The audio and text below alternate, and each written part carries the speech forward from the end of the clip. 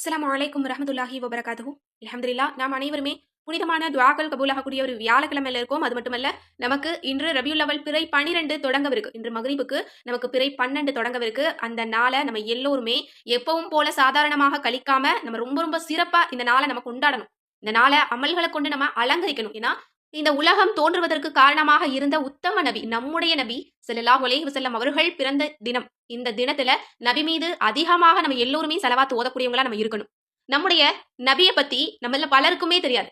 அவங்களுடைய குணம் என்ன? அவங்களுடைய இரக்கம் என்ன? அப்படின்னு நம்மள பலருக்கும் தெரியாது. அவங்க தான் இந்த உலகத்துல அல்லாஹ் தஆலா படைத்து வைத்திருக்கக்கூடிய படைப்புகள்லயே மிகவும் இரக்கமானவங்க.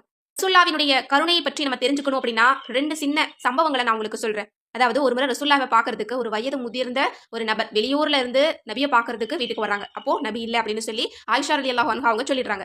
அவங்க கொண்டு வந்த ஒரு பைய இத வந்து ரசூலுல்லாஹ் கிட்ட குடுத்துருங்க அப்படின்னு சொல்லிட்டு அந்த முதியவர் வந்து கிளம்பி போயிடுறாங்க. போயிட்டு அவர் ஒரு சந்தையில ஒரு வியாபாரியா இருக்காங்க.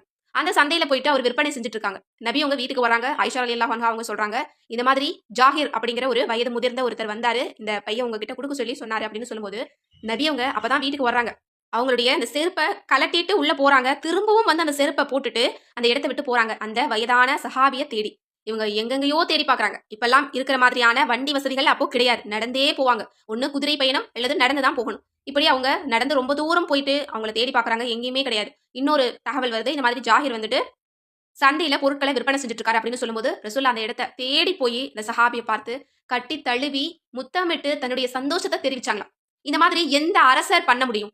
எந்த நாட்டு தலைவர் இந்த மாதிரி பண்ண முடியும்? ஆனா இந்த உலகத்திற்கே தலைவர் யார் அப்படின்னா, நம்முடைய ரசூலுல்லாஹ் தான். அதாவது நம்மள தேடி ஒருத்தவங்க வந்தாங்களே, அதுவும் வயசானவங்க வந்துட்டு நம்மள பார்க்க முடியாம ஏமாந்து போறாங்க அப்படிங்கிற ஒரு இரக்கம் இருக்கு இல்லையா? அத ரசூலுல்லாஹ் ரொம்ப தூரம் நடக்க வச்சிருக்கு. அவங்க களைப்பாகி போற அளவுக்கு நடந்து போய் அந்த முதியவர சந்திச்சு, அந்த முதியவரினுடைய நோக்கத்த வெற்றி பெற வைக்கிறாங்க. அவர் எத நாடி வந்தாரு? ரசூலுல்லாஹ்வுடைய முகத்த பார்க்கணும்னு வந்தாரு. இது போல தான் அன்றைக்கு இருக்கக்கூடிய சஹாபாக்கள் எல்லாருமே ரொம்ப தூரம் பிரயாணம் செஞ்சு களைப்பாகி, ஆனா ரசூலுல்லாஹ்வினுடைய முகத்த பார்க்கணும் அப்படின்னு தினசரி ஏராளமானவங்க வருவாங்களாம். அதுல இந்த ஒரு முதியவரும் இடம் பெற்றிருக்காங்க. சுப்ஹானல்லாஹ். எப்படிப்பட்ட ஒரு அன்பு பாருங்க. ரசூலுல்லாஹ்வினுடைய அன்ப அளவிடவே முடியாது. அதனால தான் ரசூலுல்லாஹ் நம்ம எல்லோருக்காகவும் ஒரு துஆவ அல்லாஹ்விடத்துல வச்சிருக்காங்க. கண்டிப்பாக அத மறுமையில கேட்பாங்க. அல்லாஹ் தஆலா இப்போ நம்ம மீது இரக்கமானவனா இருக்கிறான். ஆனாலும் இந்த உலகத்துல நமக்கு எல்லா படைப்புகளுக்கும் கொடுக்கக்கூடிய ஒரு பாசம், அன்பு, கருணை, ரஹ்மத் இது எல்லாமே ஒரு மடங்கு தான். மிச்சம் 99 அன்பையும் பாசத்தையும் அல்லாஹ் தஆலா மறுமைக்காக தான் வச்சிருக்கான். ஆனா அப்படிப்பட்டவனே மறுமையில மிக கோபமானவனா இருப்பானாம். அப்போ ரசூலுல்லாஹ்வ தவிர வேற யாருமே அல்லாஹ்விடத்துல பேசவே முடியாதாம். ஆதம் நபி ஸல்லல்லாஹு அலைஹி வஸல்லம் அவர்கள் உட்பட எல்லா மக்களும் போய் கெஞ்சுவாங்களாம் ஆதம் அலைஹிஸ்ஸலாம் அவங்க கிட்ட. தந்தையே நீங்க எனக்காக அல்லாஹ்விடத்துல நீங்க துஆ செய்யுங்க அப்படிங்கும்போது எனக்கு அந்த வாய்ப்பு இல்ல அப்படின்னு சொல்லிடுவாங்க. எனக்கு அந்த சக்தி கிடையாது.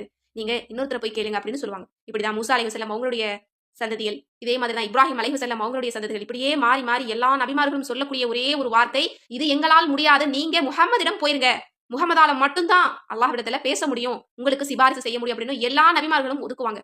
அப்போ நம்ம எல்லாருக்காகவுமே இதுவரை இந்த பூமியில வாழ்ந்தவங்க, இனி வாழப் போறவங்க எல்லாருக்காகவும் தனித்தனியாக நம்முடைய ரசூலுல்லாஹ் அல்லாஹ்விடத்துல மன்றாடுவாங்க அப்படின்னா, அவங்க எப்படிப்பட்ட இரக்கமானவங்களா இருக்க முடியும்? இன்னும் நமது ரசூலுல்லாஹ்வ தவிர எந்த நபியும் அந்த நேரத்துல நமக்காக பேச முடியாது. ஏன்னா, அவங்கவங்க வாழ்க்கையில அவங்கவங்களுக்கு தேவையானத அல்லாஹ்விடத்துல இருந்து அவங்க ஏற்கனவே அவங்க வந்து வாங்கிட்டாங்க. அவங்களுடைய துஆவ பெற்றுக் கொண்டுட்டாங்க. ஆனா ரசூலுல்லாஹ் அவங்களுக்கென இதுவரை கேட்டதில்ல. நமக்காக மறுமைக்காக அவங்களுடைய துஆவ ஒத்தி வச்சிருக்காங்க. அவங்களுடைய குடும்பத்தினர் எவ்வளவோ கஷ்டப்பட்டாங்க. தன்னுடைய பேரர்கள் கஷ்டப்படும்போது கூட ரசூலுல்லாஹ் துஆ கேட்கல அல்லாஹ்விடத்துல. அதாவது ஒவ்வொரு நபிமார்களுக்கும் குறிப்பிட்ட ஒரு துஆவ கேட்கும்படி அல்லாஹ் வச்சிருப்பான். அவங்களுக்கு அத குடுத்துருவான். அதோட அவங்களுக்கு முடிஞ்சு போயிரும். ஆனா நம்முடைய ரசூலுல்லாஹ்வுக்கு கொடுக்கப்பட்ட அந்த துஆ மறுமையில நமக்காக வச்சிருக்காங்க அப்படின்னா, ரசூலுல்லாஹ் எவ்வளவு இரக்கமானவங்களா இருக்க முடியும்? சுப்ஹானல்லாஹ். அப்படிப்பட்ட ரசூலுக்காக நம்ம இப்ப என்ன செய்ய முடியும்? இப்ப அவங்க இல்ல. நம்ம பார்க்கவும் முடியாது. நம்மளோட அன்ப அவங்களுக்கு தெரிவிக்கவும் முடியாது. நமக்கு இப்ப என்ன செய்ய முடியும்? இலகுவா என்ன செய்ய முடியும் அப்படின்னா, கண்டிப்பா ஸலவாத்த மட்டும் தான் நம்ம ஓத முடியும். அது மட்டும் தான் இப்போ நமக்கு செய்ய முடியக்கூடிய ஒரே அமல்.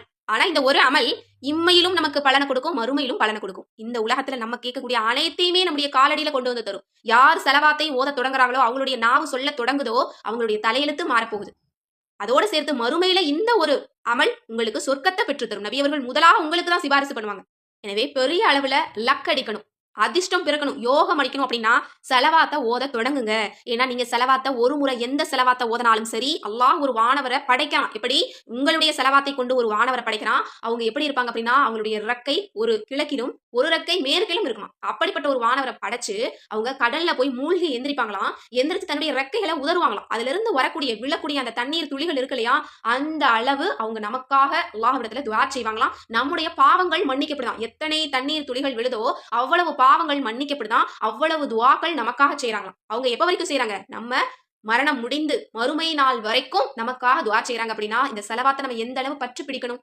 இன்றைக்கு நம்ம ஏராளமான செலவாத்துக்கள் இந்த மாதம் முழுக்க நம்ம பார்த்துட்டு வரோம். இன்ஷா அல்லாஹ் மேலும் தொடர்ந்து பார்க்கலாம். அவ்வளவு செலவாத்துக்கள் இருக்கு. இன்றைக்கு நம்ம பார்க்க போறது மிக முக்கியமான ஒரு செலவாத். ஆனா இது செலவாத் அப்படின்னே பல நபர்களுக்கு தெரியாம இருக்கு. ஆனா இது ரொம்ப ரொம்ப அற்புதமானது. இது என்னுடைய வாழ்க்கையில நான் ஓதன ஆரம்பிச்சதுல இருந்து சுப்ஹானல்லாஹ் என்னுடைய வாழ்க்கையில நிறைய நல்ல நிகழ்வுகள். எனக்கு இது ஓதுறதுக்கே ரொம்ப ஆசையா இருக்கும், ரொம்ப ஆர்வமா இருக்கும். எப்படா ஓதலாம் அப்படிங்கிற மாதிரி இருக்கும். அந்த அளவு எனக்கு ஒரு மன நிறைவு கொடுக்கக்கூடிய ஒரு அமல் அப்படின்னா அது இதுதான். அது என்ன அப்படின்னா ரசூலுல்லாஹ்வினுடைய பெயர்களை உச்சரிக்கிறது.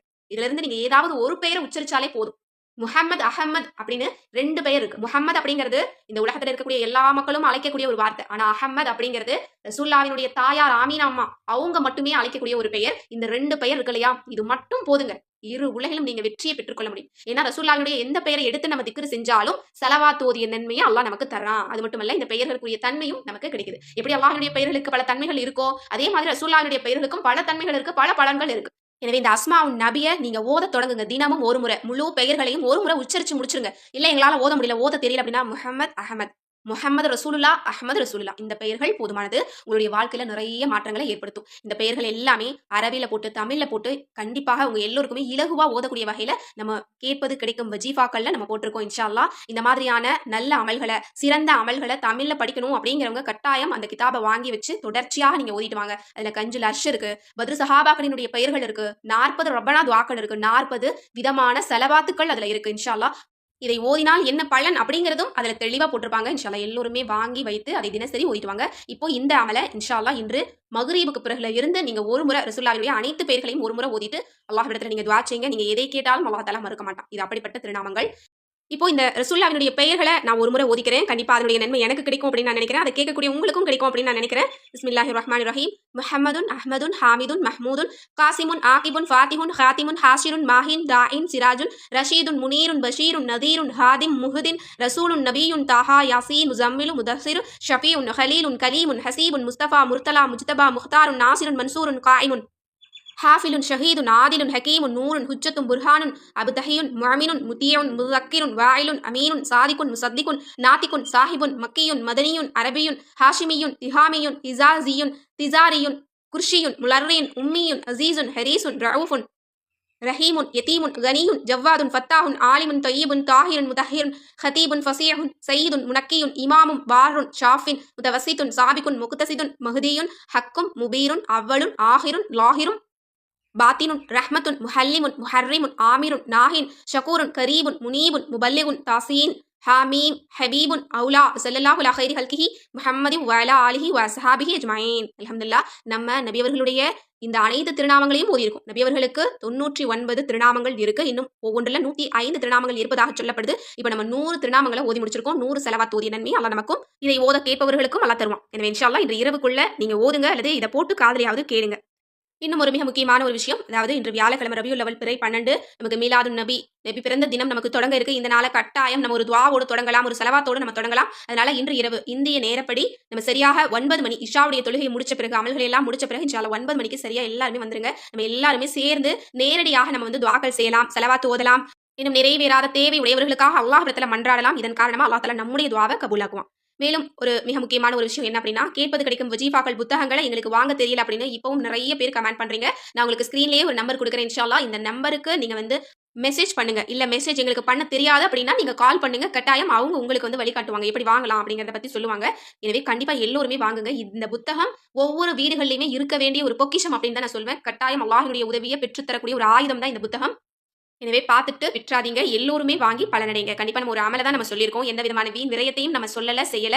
கண்டிப்பா இந்த நேரம் இருக்கு இல்லையா, இந்த புத்தகத்தை பத்தி நீங்க தெரிஞ்சுக்கிறீங்க இல்லையா, இதனுடைய நேரத்தினுடைய நன்மை கூட அல்லாஹ் தஆலா அதிகமா எழுதுவான். இந்த நேரம் கூட நமக்கு அமல் செய்த நற்கூலி அல்லாஹ் தருவான். எனவே இந்த புத்தகத்தை வாங்கி இதன்படி நீங்க அமல் செய்யுங்க. உங்களுடைய வாழ்க்கையில எந்த பிரச்சனையும் இருக்காது. அல்லாஹ் தஆலா ஒரு துஆவை கூட உங்களுக்கு மிச்சம் வைக்க மாட்டான். கட்டாயம் நான் சொல்வேன், திரும்பவும் சொல்வேன், நீங்க ஒரு பெரிய செல்வந்தர் ஆகிறதுக்கான வாய்ப்பு இந்த புத்தகத்துல உங்களுக்கு நிறைய அமல்கள்ல இருக்கு. எனவே பயன்படுத்திக்கோங்க. எனவே இந்த பதிவு உங்களுக்கு பிடிச்சிருந்தது அப்படின்னா கண்டிப்பா ஷேர் பண்ணுங்க.